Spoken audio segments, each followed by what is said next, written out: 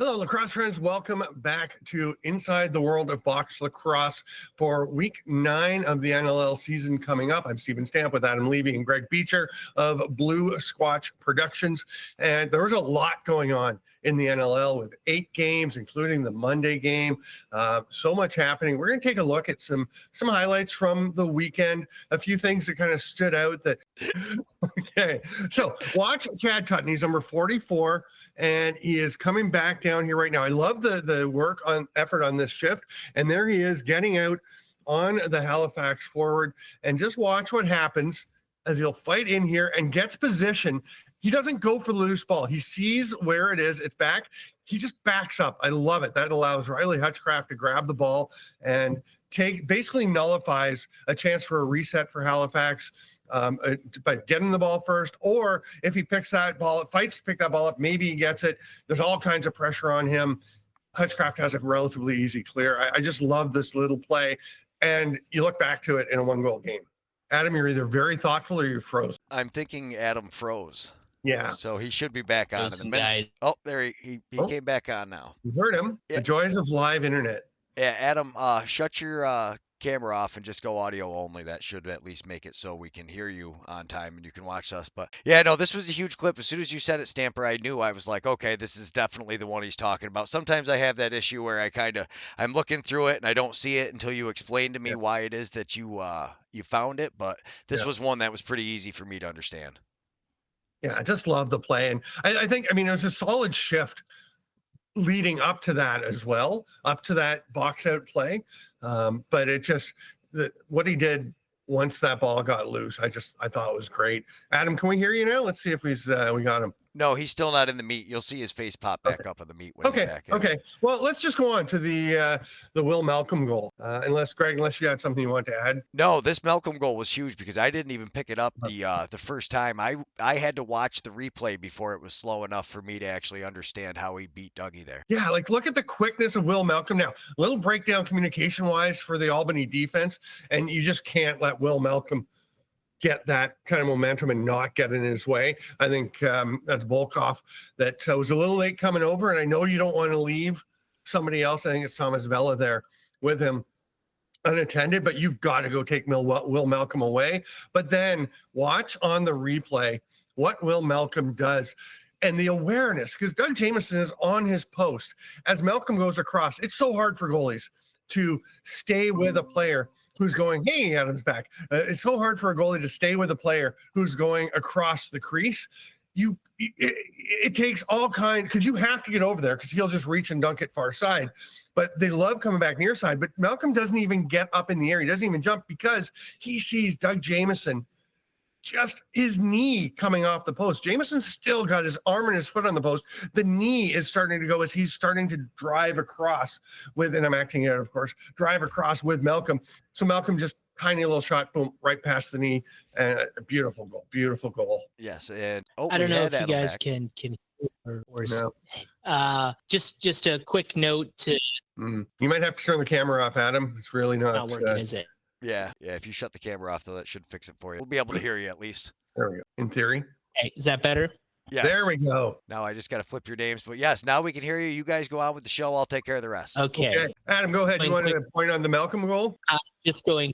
Well, if I wanted to just go back to the Tutton goal for a second and talk about, I think it was I agree it was a fantastic effort to get back and get in front of the offensive player there. And it brings up an interesting point because you see this throughout the National Lacrosse League so often is there are some guys who do just attack the loose ball, and there's other guys who play the man and not the ball and allow the other their teammates to go and pick it up. And I think that understanding that moment, especially for Hutchcraft for his teammates, I think was a smart play. Yeah, it's another reason why statistics are important. And it's not a fluke that Zach Currier gets 200 plus loose balls every year, but it's not the be all and end all statistics, because a play like that, Chad Tutton's not going for a loose ball that would count on his statistics. He's making the play that's best for the team, letting somebody else get the ball and his team get possession. So I like that point that you need to look beyond just the stat. And that's also what Coach Hayden and bringing in veteran presences on that back end for the Nighthawks. They did realize that that was an issue last season, so it was good to see that they were those plays. I want to go on to a moment in the Georgia-Calgary game that, Adam, you talked in your 3 up, 3 down this week about Vancouver and Calgary not having much success on the power play. And Calgary, went 0 for 4 in this game against Georgia that's going to pop up any moment. One of the reasons is Georgia played so well on the penalty kill, including a 3-on-5 that we're about to see. And if we can make it bigger, I'd like to just see the replay if we can. We're going to have McIntosh and Jordan McIntosh and Brian Cole will be down low to start, and Kaysen Tarbell is up at the top. Can I just make it bigger for me, or just so I can see it better? Anyone? So there's Kaysen Tarbell pressuring up at the top, and you can just see how well they're going to rotate. I think that's not a bad shot there for Jesse King, but a 5-on-3, you're going to give up some good shots, and they do such a good job, Georgia does, of getting in the lanes, of moving, of rotating, of, Tarbell will go and pressure, then they'll shift and they'll swing back the other way. They'll rotate that triangle. And Adam, what are you seeing on this one? Yeah, well, first of all, in terms of context, I think it's incredibly important because only a couple minutes earlier, Calgary had a shorthanded goal to tie the game up at 4-4, I believe. And so the fact that, that Georgia was able to bounce back on that play and silence the Calgary power play, I think was pivotal. How am I sounding, Stamper? It seems like there's a little bit of a delay. Moderate. You're kind of cutting in and out a little bit. You're mostly there, but it's not ideal. But the other thing here that I see is Georgia, they push the ball up the floor and they come back. I think they switch out one guy on the penalty kill. And there you go. You get Joey Capito out in the place of Brian Cole and get some fresh legs. But Tarbell and McIntosh are still out there. Pretty decent chance there for Cook, but Dobson comes through when he needs to, and they just do such an excellent job, and it's going to keep going. There's another 23 seconds left. You've had two of these guys out there killing this entire 5-on-3. The one play where Jordan McIntosh gets the ball in the corner and just flings it back over his head to send it the length of the floor and get them some time is just, I think, was just fantastic because he goes into the corner knowing that he's got no help because of the way they're set out. And then at the end here, they finish it by him grabbing onto a loose ball and flinging it up the floor and connecting with Lyle Thompson.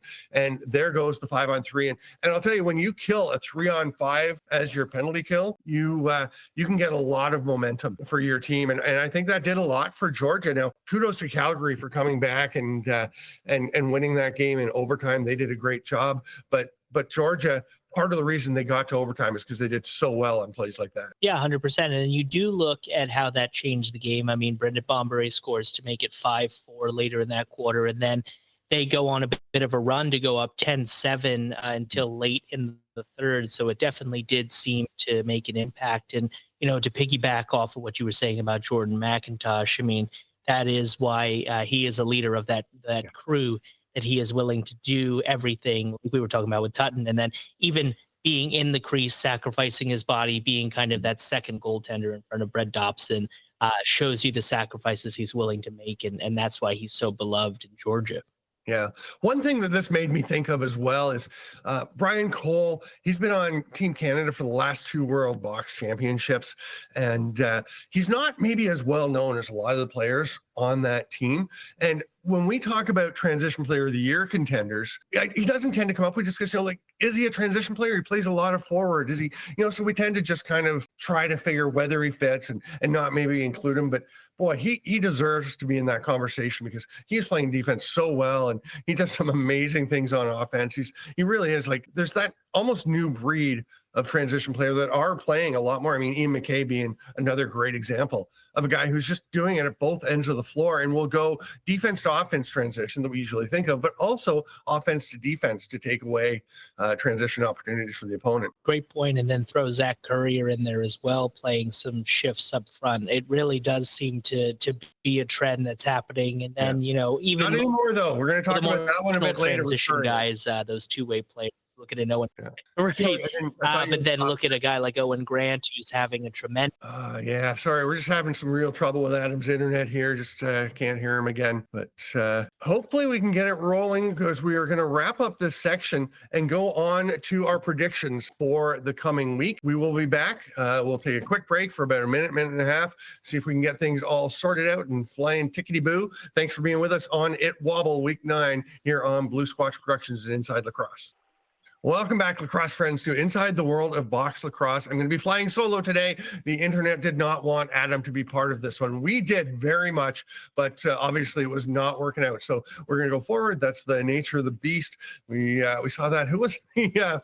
It was DeMar Hamlin in Buffalo. Did you see that clip when they were trying to interview him, and it wasn't working? They were having tech issues, and he said, "What's going on, man? This is taking too long. I gotta go ready." It happens everywhere. So it does happen. It's kind of the nature of the beast when you're dealing with this. We've run into it with streams before. It's definitely not ideal, but yeah, the show must go on. So as Yeah. you were, and what is our next section here? Our next section is going to be one that Adam suggested of what is more concerning right now, the Philadelphia defense or the San Diego offense, both of which are having some issues for teams that are in the middle of the pack. I mean, Philly's 5-2. They're right up near the top, but giving up a lot of goals. So Adam and I were going to debate this, and it was his idea, and I was really looking forward to hearing his take on it, but I'll share mine with you. And I'm going to start with Philadelphia and take a look at it. And the thing is, I look at Philly and say, hey, they're giving up some goals, but they're kind of, they are sort of middle of the packish for goals against. They've had some games where they've given up a ton. They've been, I think, trending better probably. But look at historically over the last 4 full seasons. I'm not going to look at 2020 because that was the pandemic year and everyone played different numbers of games and things. They actually did quite well that year. Just to be fair to them, they had quite a successful defensive year. But 2019, they were 11th out of 11 teams in goals allowed. Absolutely dead last. Gave up the most goals in the league. 2022, they were 8th out of 14 teams. 2023, expansion team comes in. They still drop one. They're 9th out of 15 teams. Last year, they were 14th of 15 teams in goals allowed. They have not been successful defensively. And all that was with Zach Higgins playing heroically as the very last line of defense. So I think they needed to make some changes. And I feel like it's been a while coming, but credit to Paul Day. He went out and made a bunch of change as the GM. Look at the group this year playing in the defensive zone for Philadelphia. Obviously, new goalie Higgins is gone. Nick Damoud is in. They have to get used to him. There are 10 defenders currently on their active roster. 6 were not with the team last year. It takes a while for that kind of massive change to really come into play and all come together and make a team better. And I think they're just going to get better and better as they go.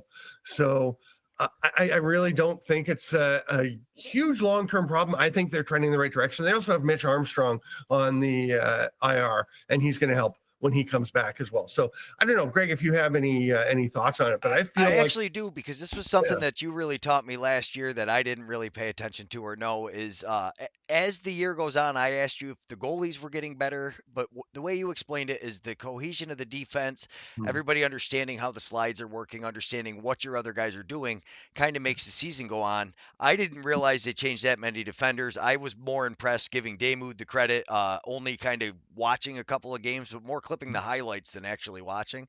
So that does explain a lot to me. So you would expect, at least from my perspective of the way you explained it to me, that this Philadelphia team's only going to be getting better.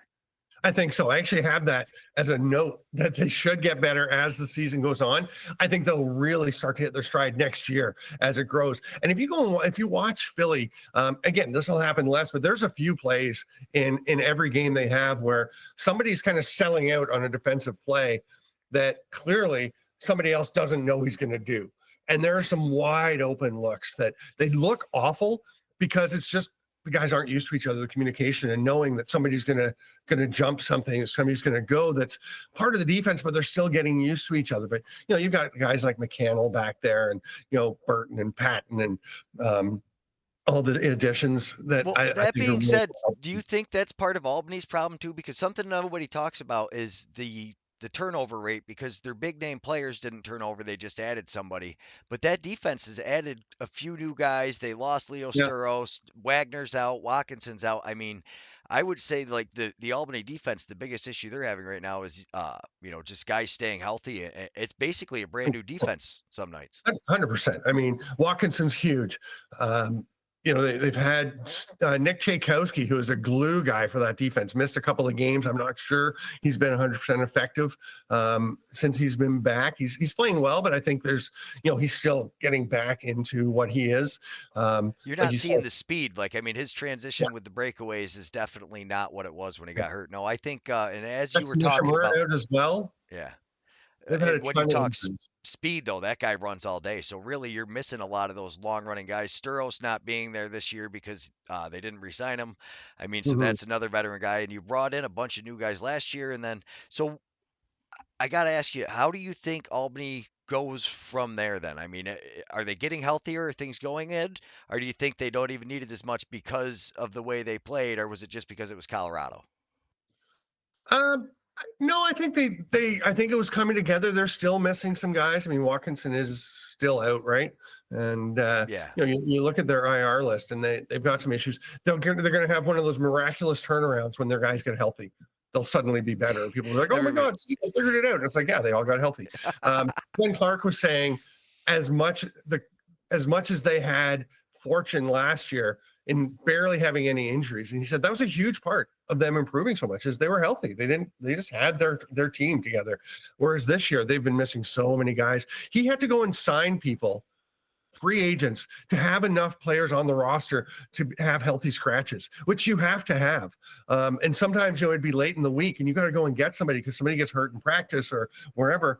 And you have to have, but as per the collective bargaining agreement, you have to have 21 players dressed, right? Or 19 of your 21 dressed. You have to dress those guys. You have to have the 2 healthy scratches. You can't just leave a vacant roster spot. So they were signing guys sometimes on kind of short notice. Now they brought Carson Moyer and they were thrilled to get him. And there's lots of good players out there, but you have to find someone who is available right away and will fit into what you want. Like they're cobbling things together at times, and that's a huge factor. I think they're going to be okay. Yeah, especially depending on the injuries, as long as he does get healthy, that is a good point. So with the San Diego team, though, what do you think that offense, or do you think Dixon and Dobie were a bigger part of that? I mean, Dixon and Dobie were both, not at the best last year. Dixon had some injuries. Dobie just wasn't as effective as usual. Dobie can tend to wear down a little bit, right? I mean, he's an older player and not exactly a gym rat, fitness devotee. Well, so you see him and Benesh, they do great at the beginning of the year, but by the end of the season, they're kind of beat down, has always been my impression of those guys. Yeah, I mean, Benny seems to find a way to hang on because he's not, he's not a spending all day every day in the gym guy either, but he has worked to get himself ready to go, I think. But you do have some older guys. I mean, we mentioned when they lost Dixon, Dobie, and who's the third guy that left this year. They bring in Hellier, McIntosh, and Benesh. They lost 3 of the older players on their team and in the league, and they got older. It's kind of unbelievable, right? And that's a factor. But I think it's, they came out flying at the beginning, and those guys were all great, and they've got Wes Berg. I think it will come along. Again, you got to get used to each other. One thing I think is going to have an impact for them is the Dylan Watson trade, and not necessarily because of Dylan Watson. He's a good player, former 2nd overall pick. I think he's a nice addition for them, but it is the impetus. Zach Currier is now going full-time at the back door. He's going to be back as a D-transition player. And Zach Currier was doing a good job for them at forward. He's a good player up front, right? He's a great athlete, good player. He's, I would say, of an average NLL forward, which means he's in the top probably 60 forwards on the planet. He's a really, really good forward. But think about it. As a D-transition player, where does he rank on your list? Conservatively top 5, right? Probably top 1. He's definitely up there. I mean, no matter how you look at it, when you have guys that can play like that, and he's not a liability on defense. You see No. some of these guys when they first get into having to play, because I'm like, why is Mhm. this guy not good? And then you explain, oh well, he actually has played offense the whole time through. Just got through, just got drafted in, and his chance was on transition. You see guys get beat up top, they try to hide him in the defense, it doesn't work, and he's definitely not one of those guys. And the fact that he can He go was out. though. Yeah. That's the interesting thing. In junior, he was always looking to go. He was always looking to take off and get the transition, which was fantastic. I mean, he's an awesome he was awesome in transitioning even back then. But he was a bit of a liability defensively because of that. And when he went up to senior, the senior Peterborough Lakers, the first summer he was in senior, said, "We don't care if you run the ball. We don't care if you transition. We have guys who can do that, and your speed will let you do that. Even just there can be a loose ball, you can just pick it up, just run away. You'll run away. He's one of the fastest guys around. So just focus on defense." And he was awesome. He just worked so hard at it. I remember him going up against Six Nations, and I think it was in the playoffs, and he was covering Dan Dawson, and just did such a great job against a guy who's so hard to defend. And I thought, wow, that's been a really productive summer for him. And he carried that over. I mean, now like he's the single season record holder for caused turnovers in the National Lacrosse League. I mean, and of course, the other guy whose record he broke is Kyle Rubish, who he's beside on that defense. So That's what I was just that's gonna gonna help the say though, team. is I mean when you've got guys like Kyle Rupish there to yeah, I mean he already was a fairly seasoned player, but you got to really expect the defense is going to get better. What are your thoughts on their goalie? I'm not going to try to butcher his name right now. Frank Chiliano? Oh Yes. no, sorry, Chris Irregolari. One But goalie, yeah. that's what I meant though, is really like looking at it from this season, how do you think that decision has panned out as far as they basically went with Oligrieri because they said Chigliano was too old? Is that, or I screwed it up? You know what I Yeah. mean? Oh my God. Allegrier. I don't even know how you say it. It's like you say it differently every time. Chris I do. Irregolari I might get is it right once in a while, so I try yeah. to just say it wrong. If you just try enough variations, eventually one of them is going to be right. So Irregolari, I mean, he's obviously a very good young goalie. One of my things I wrote about in the preseason, I do 3 questions for every team, and I said, is Irregolari an elite goaltender? He was a finalist for the league's Goalie of the Year award last year. He obviously had a great season. He was a top 5 guy for our voting for top goalie in IL Indoor. And my thoughts in the preseason was he hasn't done it long enough to know if he's elite, because he made some great adjustments, did a fantastic job as a young goalie and getting used to it and playing very well for that team. But the league will adjust to whatever someone does, and they've adjusted, and he's got to adjust back. And he's been pretty good this year. If you look at his career and you look at how he's playing this year and think, okay, that's kind of the normal trajectory of a young goalie, gradually getting better, definitely some setbacks, right?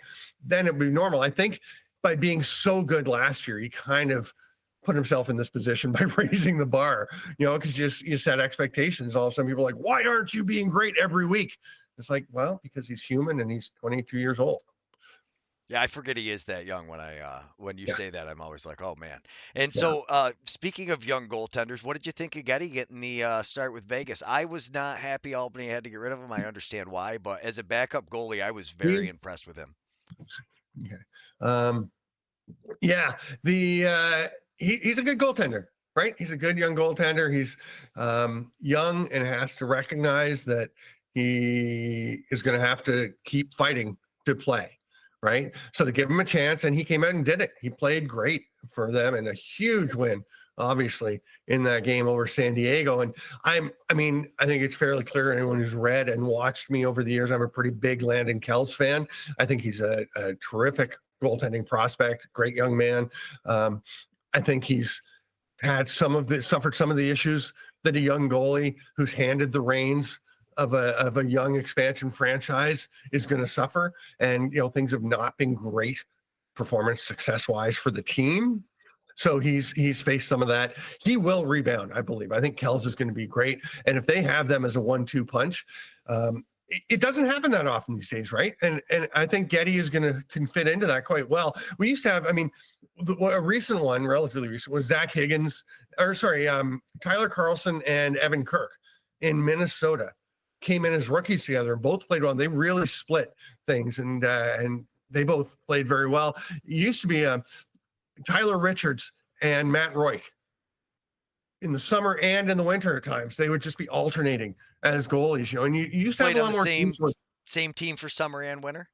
sometimes, yeah. In the summer for sure, they were in the West together quite a lot, and then they moved around. I mean, Richards spent a lot of time in Vancouver, and Royk was there, and then he was in Toronto and things.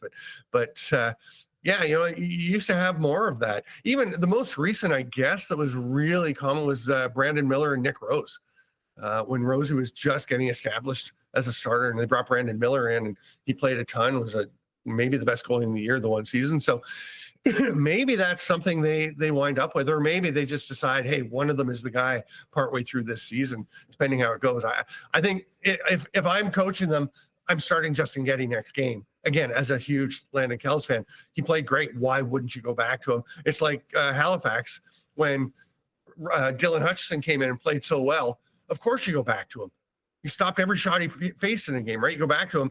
They went back to Warren Hill because Hutchison had a bit of an off game. So, it's these things evolve. They're ever changing. But yeah, I think it's going to be fascinating to see whether they go with a 1-1A or if one of those guys steps forward and becomes the guy. Yeah, that is. But I have dragged this tangent on for way too long. Let's go to a break, Right. and we will come back and go over the results from last week. And I have checked the email. Adam has sent in his Yes. picks, so we will get to that after. But we will be right back in about a minute. Thanks so much, everybody, for tuning in.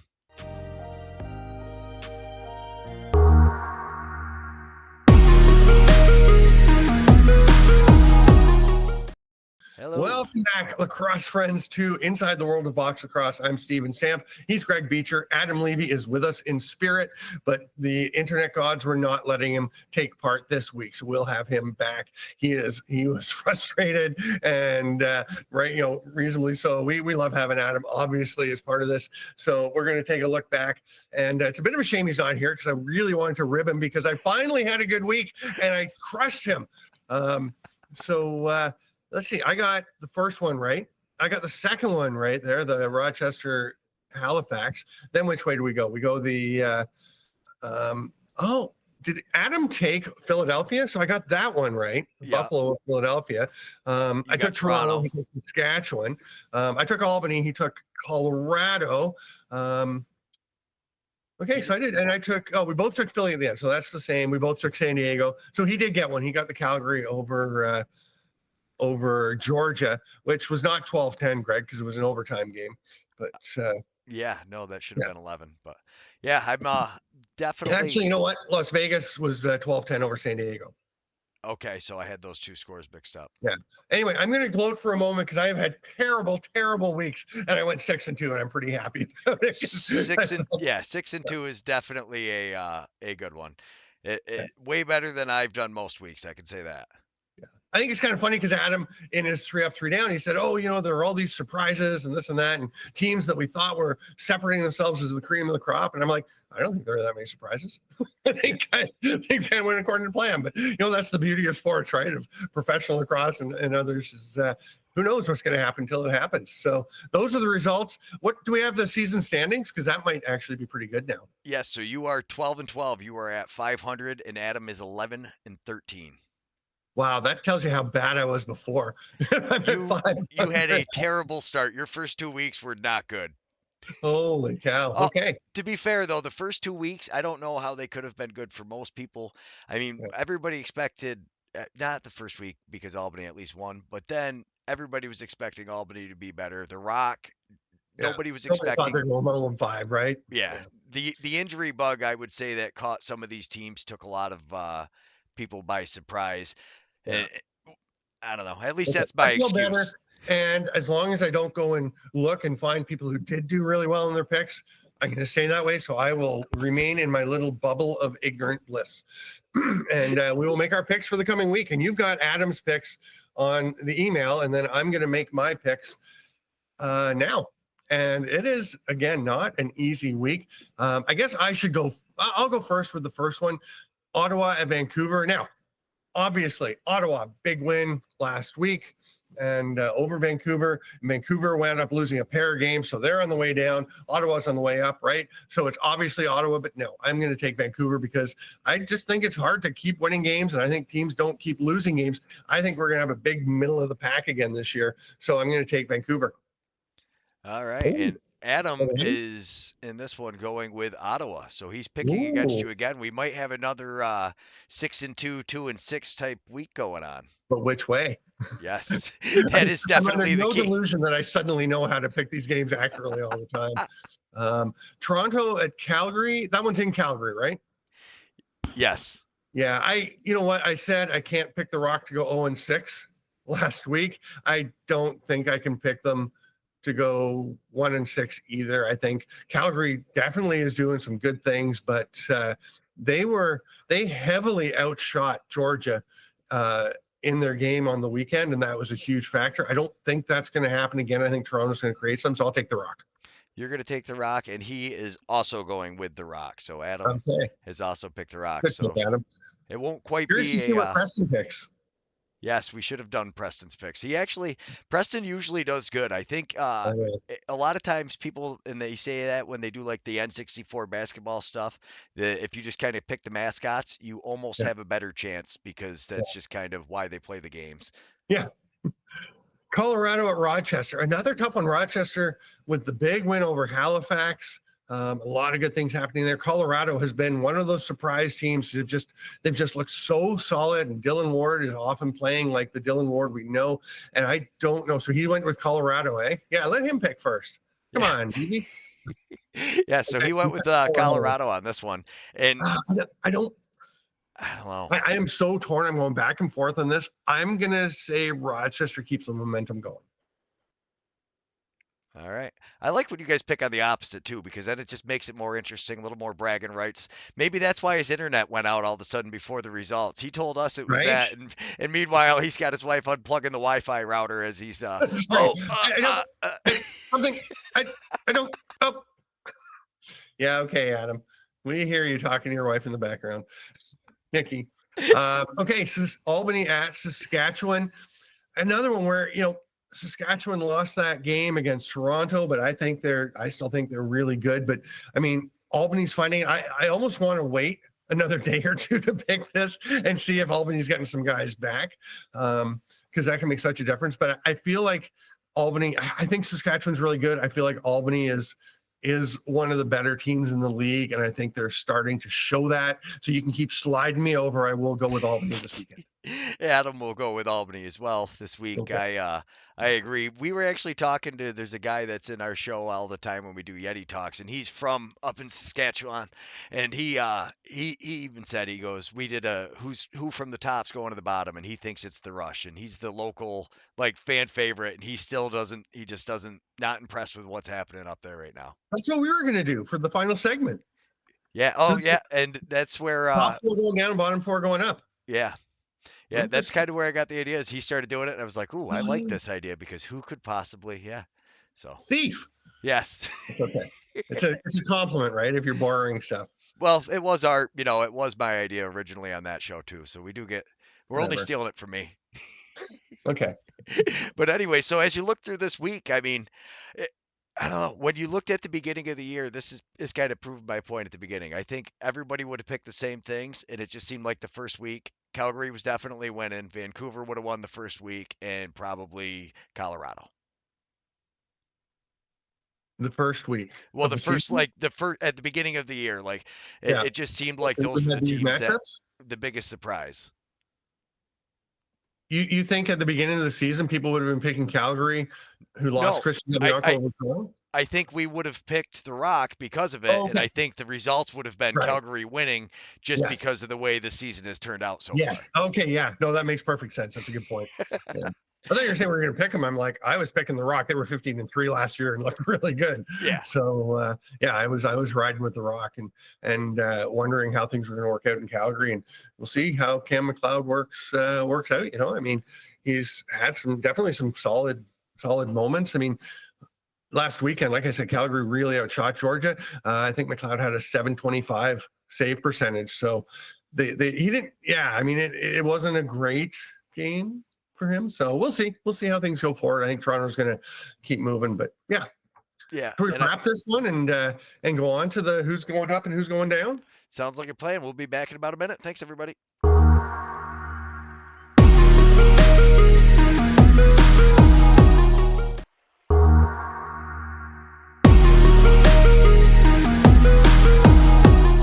We are Welcome back, lacrosse friends, to Inside the World of Box Lacrosse on Blue Squatch Productions and Inside Lacrosse. I'm Steven Stamp. Adam Levy is usually with us, but he was having internet issues today, so we're forging ahead. He will definitely be back, and he said he was going out to get some upgraded tech to make sure the internet's better all over his house. And Greg Beecher, of course, from Blue Squatch is with us.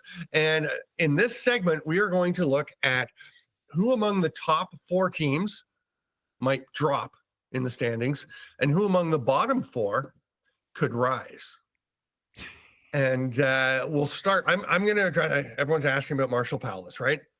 Yes, please answer that one. Thank you. That has been in the comments. Okay. So I think Marshall was having some frustration with not playing, with not getting the chances he thought he would have this year. I mean, it's a process, right? They had Eric Fennell come in. He's actually been traded, which could have opened up more space. They've got Carson Moyer in. They've been needing to dress guys, but I think Marshall had some frustration. And I think the team and Marshall are both trying to figure out what the best route for them going forward is. I'm not sure if we see Marshall back or not in Albany, to be perfectly honest. I have heard that, and I've actually heard a rumor that Georgia might be involved somehow. I'm not sure how that played out, but I had a buddy of mine tell me that he heard something about Georgia. So I said, okay. Really? Because they just got Torrin Ecclestone off the IR, their first rounder from last year. They've got Brian Cole who plays up. They've got Shane Jackson. Like they already have a lot of weapons, but maybe they just feel like they need a little more on the left side. Yeah, Zach Miller's a lefty, right? And he's still not out with them. Yeah, he's still out with his knee. Oh, I thought they just released him. Oh, maybe they did. I thought he had knee issues. I don't know. Could be. I have to check the IR. Sorry, I should have. Well, we can check that, but yeah. So, let's talk about who will rise and fall. So we start with the teams in the top 4 that could fall. Yeah, I mean, I would like to see the Bandits, but I don't think that's going to happen. No. And one of the things, I mean, they've outscored their opponents through 5 games, as you can see, by 33 goals. They're very good. I still do not believe they're going 18-0, but boy, every week I think there's a little bit more chance they just keep winning. I think there's going to be a night that Matt Vince is off or the offense goes cold. I mean, Dane Smith can't average 8 assists per game, right? I don't know. Look at my musings. Actually, after reading your musings in the comparison to Gretzky there, we talked about it on Yeti Talks. You know what? He might go. Because I said that. I said, as we look back at it, they were talking and everybody was like, Lyle Thompson is that player of our generation. I said, but when you talk about Gretzky for us hockey guys, his biggest thing was he was such a feeder. He made everybody else around him so great that I don't know. I think when you talk about Dane Smith, that's where he'll be like that was a perfect example. I really love that article. I think the thing about Gretzky that I didn't mention, by the way, is he was setting all those assist records. He was like, oh, I tied Marcel Dion for the scoring title, but because he had more goals. Well, I'll just get more assists than anybody has points.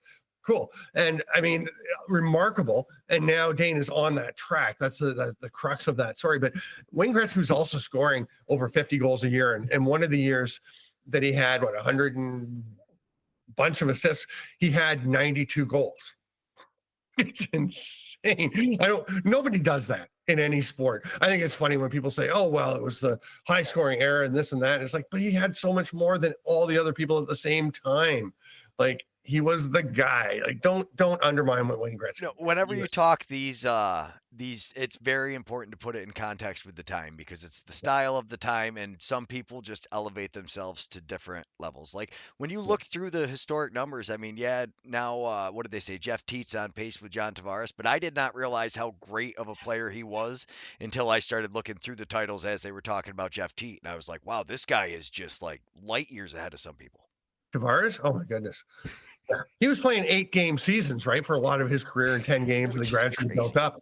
Yeah. And then his prime of his career, of course, was in those shorter seasons. And he kept playing because he played so long and was still effective, but he wasn't. I mean, nobody's the same guy at 45 that they were at 25, 30, 35, right? But he was, he was fantastic. It's funny because people think of him, if you saw him later in his career, and he was, the wily veteran who knew where to get to in that, but he was a tremendous athlete. He is in the top 3 all time in loose balls in the National Lacrosse League. I remember a game, he was playing with the St. Regis Indians in Major Series Lacrosse. They came to Peterborough to play the Lakers, and they had 9 or 10 runners. Not a lot of runners, right? He played defense the whole game and was just unbelievable. He could have been a Hall of Fame defensive player in the NLL. He was so good, and he would just stay back there, and he literally was probably on the floor for 45 minutes in that game because he would play defense and just make it, just strip balls, everything. And when he got a ball, he'd just hit somebody up the floor and create a scoring chance. And it was unbelievable. Like it was one of the most incredible performances I've seen. It's funny. I remember talking to him about it once. He says, "Yeah, we won that game, didn't we?" I was like, "No, you actually lost that one." But they did have games like that where they would be really shorthanded, and he would just do unbelievable stuff, and they would actually go and win these games. And that's what, I mean, the Lakers were, I think, the top team in the league at that point, or certainly among the top couple. And but he was, Tavares, like, it's mind-boggling. What a great athlete he was. It is crazy. Speaking of which, I think that's a big part of the reason the Wings are up there is Brendan O'Neill, the way he's been playing. I don't think either of us are going to pick the Wings. Who are you thinking, Ottawa or the Rush? Which of them is going to be You're probably the Ottawa? Wings. Okay. I was just going to say that you have not been watching the Wings games. I'm going to tell you right now, Stamper. No. I think they're coming along, and they're going to get better. Like we talked about, I think their defense will get better, and working with Damoud, I think they're going to stay. I don't know that they're going to finish second in the league. Maybe, but I see them staying up. I think with Ottawa and Saskatchewan, I don't really picture either of them dropping substantially. I think Ottawa is. I think they're good. They've got Higgins. I think the Fennell edition is actually going to be quite good for them. They need that guy doing that role. If they get O'Connor back, and if they get healthy, it's going to help. Callum Jones coming back would help. Saskatchewan, I was big on them before the season. I still think they have a good defensive group. I think they're another one where they need to come along and get better season. That's a tough one. I think Saskatchewan and Ottawa are both going to drop into the middle class. And remember last year, there was that 5-way tie for the final playoff spot, right? All those teams that went 8 and 10, and that included Ottawa or New York at the time, right? Saskatchewan was in there. I think Calgary was in there. Some Vancouver was in there, and then Rochester are the ones that got the tiebreaker and went to the playoffs. I think we're going to have a very thick middle class. I think Buffalo just stays ahead of everybody all season, honestly. I think Philadelphia is going to stay up there, but they're going to lose some games. They're going to be in that mix, probably towards the top end of it. But I think kind of everybody else you look at, I think there's a lot of teams that are really very close. For the bottom 4, that's San Diego down, right, at this point? Oh, no, Toronto. So it's Halifax, Vegas, Albany, Okay. Toronto. And this is where it gets tough for me. This was actually a harder pick for me, I thought, because as you're looking at Albany or Toronto, I think it comes down to injuries and how guys heal up. Is really, maybe you've got a little more insight into the health of the players. So, I mean, which team do you think is going to be healthier going forward? It's so hard to say. And I mean, I think I don't have any, because when I talk to folks, I just, that they're seeing how they're coming along. Like, are there some long-term things? I don't know. And I mean, coaches are way more willing to talk about when a guy is getting close or is getting ready to play than when a guy won't be playing. If they're, they'll say like, oh, we're hoping he's soon, but they really, you don't know with some of these things. I think Albany and Toronto are both going to climb up. I think here's the thing though. There are 8 playoff spots. We've seen how amazingly competitive, like it is fiercely competitive for those final playoff spots, right? So you have a 2-5 team and a 1-5 team. Can they both make the playoffs? It's possible. But boy, that's a lot of teams to overcome because, you know, Halifax is 2-4. Are they going to make the playoffs? Maybe. I mean, they obviously have a lot of good things going. Randy Stotts has been awesome. They've got Clark Peterson, Graham Hossack. I mean, Jake Withers, Colton Armstrong, one of the underrated players in the league. You know, San Diego, this is the first time they've been under 500 in 3 years, right? Rochester's playing well. I think all these teams are in the mix, which means, one, you've got a lot of teams to pass to get up from those bottom spots into a playoff spot. And the other is you have a tough game every week. We haven't mentioned Las Vegas. They just beat San Diego. I think Drew Belgrave is a really nice addition there. I think he's going to fly under the radar a bit, but going to make a difference. And, you know, maybe they win a bunch. It's hard to picture that young team with all these more veteran and really well put together teams around them. Las Vegas coming up, but I mean, they're right there. So Toronto, though, 53 goals for. I mean, wow. That is a very tough stat to get. Tom Schreiber's back and had 7 points in his first game, so that's huge. But you know, Schreiber comes back as Mark Matthews goes out. That's a tough one. Matthews still very important to that team. I think the thing is, Josh Dawick is playing great, and he's been just an outstanding season. But if Josh Dawick is your leading goal scorer, there might be a problem, right? Because you've normally got guys who are going to be scoring more than that. And when I talked to him and did a story for NLL.com, you should go check out about him playing with Austria at the Worlds and how that helped him with his confidence rebuilding and being ready and having a good season this year. And he's just kept it rolling. But he says, hey, we're better with Tom Schreiber, so he's going to have the ball. I'm not going to handle it as much. That's okay. He's trying to work on all the things to be a great teammate, a great complementary player. But he's also, he's scoring on dunks from behind the net on really good set plays. And he's doing great, but they need some guys to get going. I mean, you know, Corey Smalls hasn't been. I was just going to say, what do you think's going on with Corey Smalls? Is that just because Schreiber wasn't in? He's one of those guys that does better when the attention's on the bigger stars and he can kind of do his thing, or? I think so. I think he is an off-ball guy for the most part, right? So you have Tom Schreiber, you have Mark Matthews. People have to really pay attention. Chris Boucher is just running everywhere, right? He's just a kinetic energy guy. And Corey Small just kind of slips into spaces and reads everything so well and gets to a spot just at the right moment. And but then when they don't have all those guys, then you know maybe it takes away from that a bit for him. Yeah, no, I think that is a big part. I think that's what people don't realize with the injury bug is the way that these teams gel.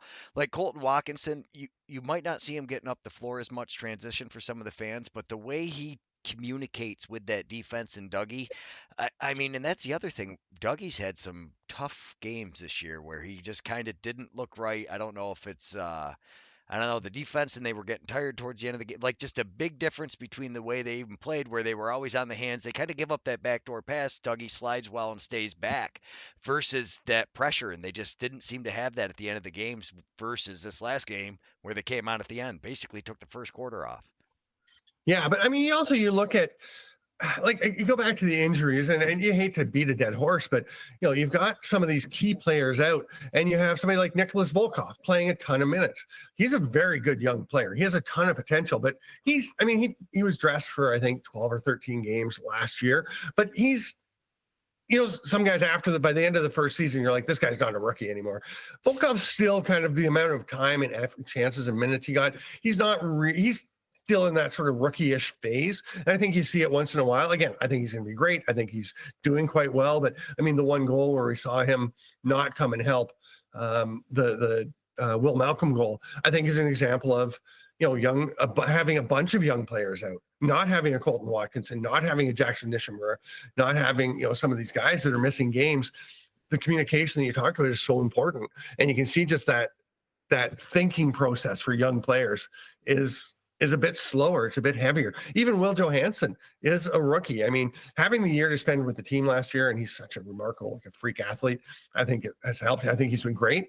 But anytime you have a preponderance, you know, you have like 3, 4, 5 young players in their first couple of years, there's going to be some challenges. And I think I think that'll come together as they get healthier. And also, again, as the season goes on, I think, you're seeing even Zach Masson, who I'm a huge fan.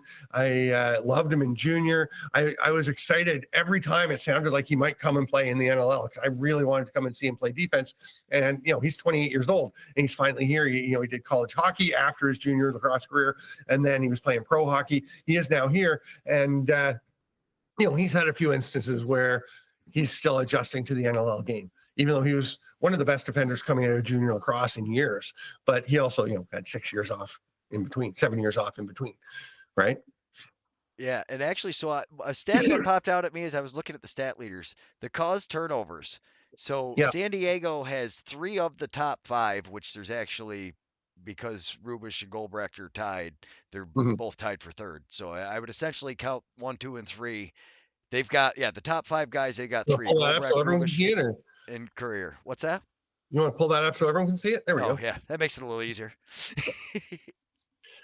Cause turnovers. Yeah, Hossack has been fantastic, but yeah, Courier did that while he was playing a lot of forward. That's unbelievable. Like, how many is he going to put up now that he's playing D again? Yeah, and then Goldbrecht and Rubish. I was talking about when we did our awards thing, like, who's the top defender in San Diego? Is it Rubish or is it Goldbrecht? I think Eli Goldbrecht's really, really good. I know he was hurt last year for a good chunk of the year, so it wasn't his season of seasons, but boy, he is really something. And Rubish is, maybe the best defender of all time at this point, right? And he's up there in that conversation. Yeah. So, and Liam Patton has been really good for Philly. I'm glad to see him up there because he's been awesome. And, all those guys that are showing there have been really good. There aren't a lot right now up at the top of that board. There are not a lot of kind of just fluke situations where somebody just happened to get a bunch or whatever. Taylor Jensen's been really good, and Taylor Jensen's been better. I know face-offs aren't that important, but he has been better since Rochester got Sisselberger, because he hasn't had to take the face-offs, and he's been getting to focus more on his defensive role. Yeah. No, I honestly, watching Jensen there when I clipped the last 2 Rochester games, he was the most impressive guy defensively, as far as, like, I didn't know who he was until I started watching the game, and then I clipped a couple of the games. I ended up with a bunch of his highlights and then forgot to add him to the show last week because I kind of ran out of time. But no, he is a really, how long has he been in the league? This is his second year. He was a rookie last year, and I don't know if he was even drafted. I'm trying to think where he even came from, but it's interesting because he played last year and he had some good games. He didn't play a ton with Rochester, and then he spent the summer playing with the Peterborough Lakers, and I got to see him play a bunch of times there. And boy, he was so good this summer. You could just see that growth taking off. He's got great genes. He's a brother of Josh Byrne. So super athletic guy, right? But he is really coming on with the lacrosse IQ, and he is tenacious. He's a dog with a bone, right? Yeah, 100%. No, him. So that's kind of similar to the Justin Martin story, where he was undrafted, ended up with Toronto, correct?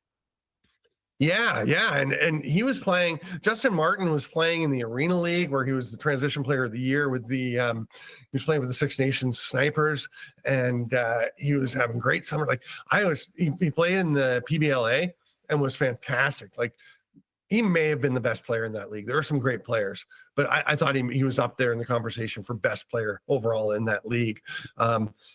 He's dynamite, and it's kind of funny because then people, he winds up with Toronto, and I was thinking, finally, like, he's finally getting his shot, and everyone's like, oh, where'd this guy come from? And I'm like, well, he came from here and here and here. I don't know. Sorry, I sound a bit sanctimonious, I guess, but I've just had the opportunity to see him play a lot, and I was such a big fan. I think one of the issues was he had a bit of a knee issue that I'm not sure if he had surgery. It was something that was kind of, I think teams were a little worried about the progress with that and worrying how it was going to go. And I think that's well behind him now. So I don't think anybody would hesitate to have him on their team now. Yeah. Was that picture too mean? No. To put up? The No, caption, because Adam was talking about the Warrior and Roughneck power plays, and I thought, Vancouver's power play was stumbling. I never want to make fun of anyone. Like, when I'm picking pictures to show a down, I don't want to make anybody look bad. You're trying to capture something. I think picking pictures for stories is really important to help tell part of the story. So I never want to pick on somebody or, No, but I I understand. You could have just done it with and Johansson, he got beat at one point and he stumbled right out of the way, which leads yeah. me into Oh my God. that Yeah. was bad. The first highlight I watched, I was out doing the dishes and all of a sudden I heard the goal, so I turned to look and I Yeah. seen the highlight. I was like, who was covering him? And then when you watch the longer replay, it was like, oh, he tripped. Yeah. Like, what are you doing? And the thing is, it happens even to Oh yeah. elite athletes, right? It happens once in a while. So who do Go back you? to Phil Esposito, Yeah. 1972 Canada Russia series. Or was it that, or was it an NHL game? But he tripped over the blue line. He comes out there doing some presentation before the game. He slips and falls on the blue line. It's like, what the heck? This guy, you can't knock him over when he's standing in front of the net, and he just fell down. Like, it happens. Yeah. No, it's and really Josh brings up a good point that with all the veterans out of Albany's defense are what's hurt, with Wagner being out, that Wagner, really I keep forgetting to mention him. Yeah, he's huge. yeah. No, Wagner, I think that was one of their biggest pickups last year towards the end. I'm a huge One fan. of Yeah, I loved him when he came in. One of their biggest pickups? You mean the Well, guy who came in and turned them from a really good team into one of the toughest defensive in the leagues? Yeah, I think that was a good pickup. yeah, no, that was basic. Yeah, I was a huge fan of that one. He came in. I think not everybody was talking about him, but I was a huge fan. If you have not read that article, definitely check out the Stamper's Musings there with Dane Smith. That was an amazing article. Stamper, we've been going for an hour and 7 minutes now, so we're definitely over our 1 hour time limit. Thank you so much. Oh. Hopefully next week we have Adam on, and I'll let you kind of close us out and tell us what you guys got going on over at Inside Lacrosse and give everybody a rundown, although most of the people that are watching this already know. Yeah, I mean, we obviously every week we have my musings, and Adam's got his 3 up, 3 down. We got some other things going. I'm going to have a little coverage of the BC Junior draft because they did a nice job of getting me some info about that. I've got a couple of things outside. I'm doing some Arena Lacrosse League games. I'm going to be calling a very exciting first place battle this Friday between the undefeated Whitby Steelhawks and the Peterborough Timbermen, who are 4-1 right behind them. I think that's going to be a lot of fun. The following Friday, I'm very excited. I'll be in Ottawa when Calgary is at Ottawa to play the Black Bears. I'll be calling play-by-play for that NLL Plus game with Jason Tasse, and we've been prepping. I'll tell you, he is new to doing color. He's done some with me over in Europe, but this will be his first NLL game calling. He's a former Ottawa NLL player and does so much for the game that I'm really looking forward to that game. And then I've got a couple more Arena League games the next day over in Oshawa, the other way, a little bit apart. But and I'm working on a series of play. Last year I did a series of intriguing prospects to watch for the next 4 drafts. I'm going to do that again. Last year was intriguing prospects. This year is prospects to watch, which is the top guys. Some of the 26, 27 are fantastic drafts, but they're really interesting guys. I try and bring a few nuggets of players that, you might, generally aren't going to get a lot of exposure that I've had the fortune to get to see play, and I think could be really interesting. So we're over the next few weeks, we'll be rolling out some intriguing prospects for the next 4 drafts. Yeah, no, I absolutely love it. And as Josh was saying, most of us, we read all of it. We read the musings, 3 up, 3 down. It's some of our favorite things, the 5 things we learned. Thank you so much for taking the time again. Next week, hopefully, we will have Adam back as well. We should have everything taken care of. He was pretty much, like you said, on his way to the store to make sure it doesn't happen again. And you're helping me get a better camera setup because I don't think the camera on the webcam on my computer is great. I want to upgrade the quality of the picture because I actually look better than I appear in this videos. I don't. Maybe I'll regret it if I get a higher def camera. I don't know. Just feel like that was terrible. All right. Thanks so much, everybody. We'll see you next week.